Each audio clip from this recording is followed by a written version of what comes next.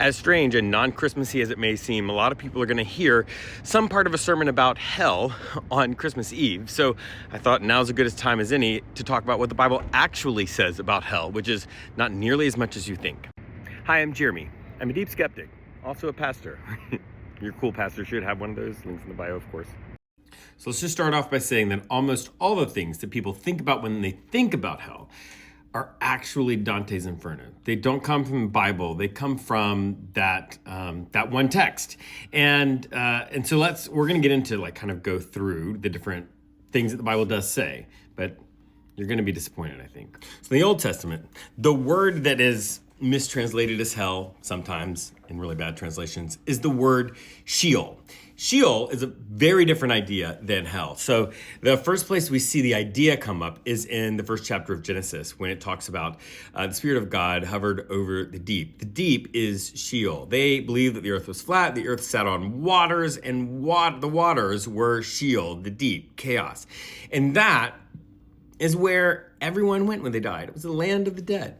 And it was sort of a neutral to negative existence, but they did believe, many of them, in the permanence of the soul, because there was this idea of mediumship, and you even see that in the Bible, that some people will go and consult the spirits of people who have died. All right, so let's talk about the New Testament. New Testament, there's two words that's used for hell. One is Gehenna. The other one is Hades. So let's talk about Gehenna. Gehenna is where, like in Matthew chapter 5, it says, anyone who says you fool will be in danger of the fires of hell, or it's better for you to lose one part of your body than your whole body to be thrown into hell.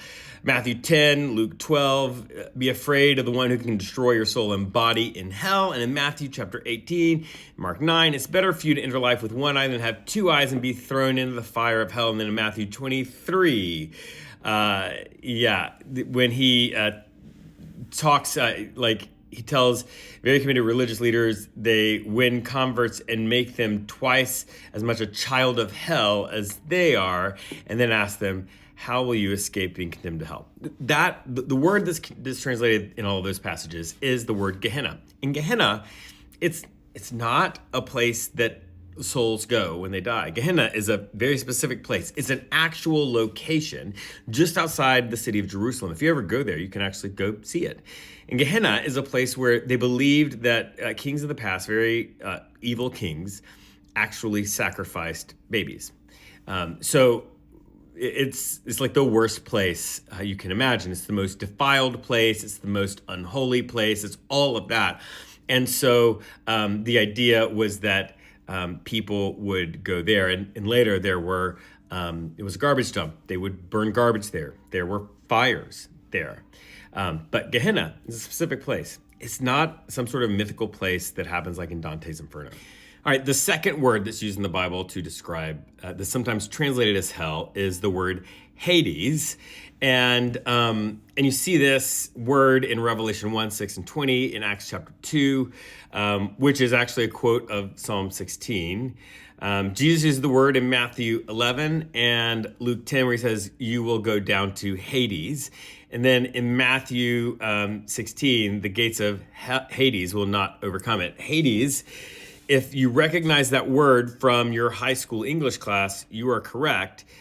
This is the mythological land of the dead from Greek and Roman mythology. It's the place, right, where you pay the guy to cross the river Styx, right? That place. And it's a place where all the souls go. There's good parts and bad parts. And you actually see a really, really strong story that shows you that Jesus really is talking about Hades when he uses this. In Luke chapter 16, the story of the rich man and Lazarus, they both die. They both go to Hades, the good one and the bad one. And the bad one, the rich man, is in a place where he's experiencing thirst, right? Remember the Hades stories always have some sort of punishment for the wicked, like the guy rolling the stone up the hill only to have it roll back down. He has to start over and over again.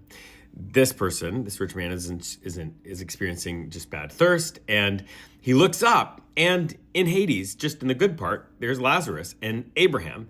And he says, Abraham, send your boy Lazarus down here to get me some water, because he actually doesn't get at all what's going on and what he did wrong. That's it.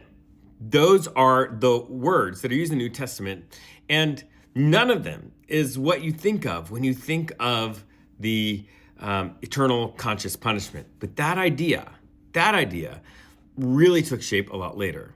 What they believed in these times was a lot different. So let's talk a little bit about how we got this. And if you want the super scholarly version of this, go to Dan McClellan. His stuff on this is absolutely fantastic. So in the Old Testament times, pre-Jesus times, they believed in Sheol, that everybody goes down there and that there's sort of neutral to negative. People even buried things to ward off bad stuff that might happen to them in the afterlife. Very much not the idea of eternal conscious punishment or anything like that. All of those kind of ideas come from a very specific moment. And the moment in time that we're talking about is this moment of occupation that happens during Jesus's time. So during the time that Jesus is around and right afterwards, Israel was occupied by a foreign force, and they just felt like everything is bad all the time. Why are these evil people prospering when the people of God are being oppressed by the evil people? And so eventually say, well, maybe what the punishment's not going to come in this life. Maybe it's going to come in the next life for them. So there were really three main schools of thought. The first one was that when the evil people died, they would experience annihilation. They would cease to exist. And that and that was their punishment. A lot of scholars will say that maybe this was what Paul thought, because he talks about the righteous and the afterlife for the righteous, but not the wicked. And so sort of they infer that maybe he had this view. So the other thing that people believed was that that for the finite evil that people did in this life, they would experience finite punishment in the afterlife. So everybody would die, and then the people who did evil would have some sort of punishment in the afterlife. And then after they did their time, they would get to go to wherever the good people were.